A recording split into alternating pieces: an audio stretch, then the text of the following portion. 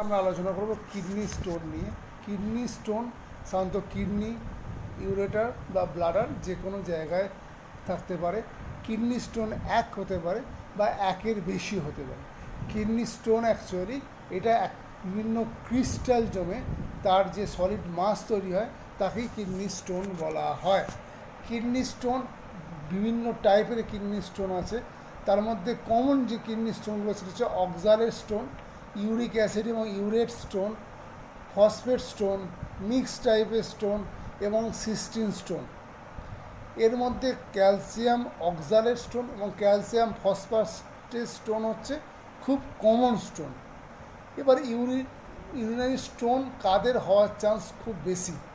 প্রথম হচ্ছে যারা প্রত্যেক দিন জল যে খায় সেই জলের পরিমাণ যদি 1 লিটারের কম হয়, বা যারা অনেক দিন ধরে ইউরিনারি ট্র্যাক ইনফেকশনে ভুগছেন, ঠিকঠাক চিকিৎসা করা হয় না, সেই পেশেন্টদের কিন্তু ইউরিনারি ক্যালকুলাস বা রেনাল স্টোন হওয়ার চান্স খুব বেশি।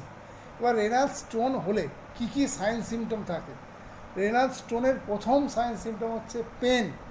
সেই পেন কোনো এক জায়গায় পেন হতে পারে বা পেনটা রেফার্ড পেন। রেফার্ড মানে লয়েন থেকে গয়েন বা বোথ ফ্ল্যাঙ্কের দিকে এই পেনটা আসতে পারে।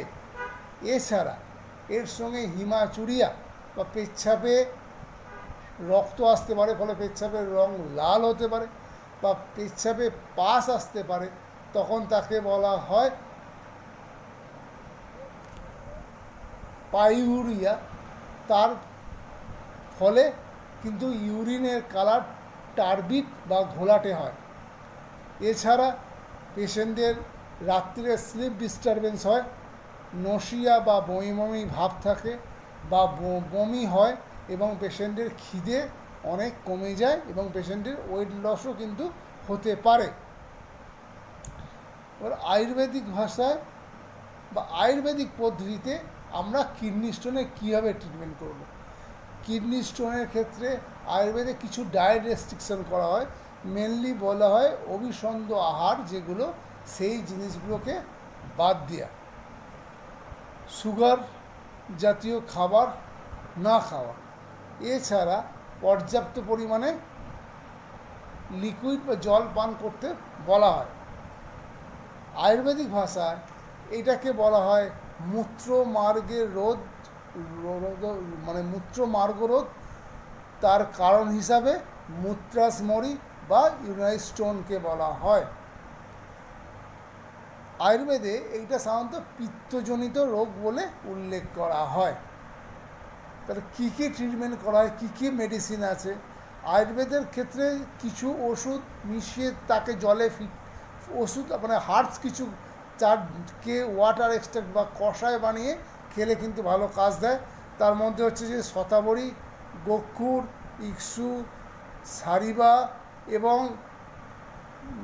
দারবা, এই হার্বসগুলোকে মিশিয়ে তাকে জলে ফুটিয়ে সেই জলটা বা ওয়াটার এক্সট্রাক্টটা যদি খাওয়া যায় তাতে কিন্তু ভালো কাজ দেয়। এছাড়া চন্দ্রপ্রভা বটি, ধন্বন্তরম গুলিকা, কর্পূর শিলাজিৎ, এই জিনিসগুলো ইউজ করা যায়। নাভির নিচে শতধৌত ঘৃত ইউজ করা যেতে পারে, বা এখানে আমলকির থ্যালাম এখানে ইউজ করা যেতে পারে। এছাড়া গোক্ষুরাদি গুগুলো খুব ভালো কাজ করে। কল্যাণকার খার ইউরিনারি স্টোনটা কমাতে সাহায্য করে। আজকের এই ভিডিওটা যদি আপনাদের ভালো লাগে তাহলে বলবো লাইক ও শেয়ার করতে। আমাদের এই চ্যানেলে মেনলি বিভিন্ন আয়ুর্বেদিক ওষুধ, আয়ুর্বেদিক হার্বস, বিভিন্ন রোগের আয়ুর্বেদিক পদ্ধতিতে ট্রিটমেন্ট সম্বন্ধে আলোচনা করা হয়। আপনারা যদি আমার এই চ্যানেলটিকে ভালো লাগে বা আপনারা যদি আয়ুর্বেদ সম্বন্ধে ইন্টারেস্টেড হন, আমি রিকোয়েস্ট করবো আপনাদের এই চ্যানেলটিকে সাবস্ক্রাইব করতে। নমস্কার।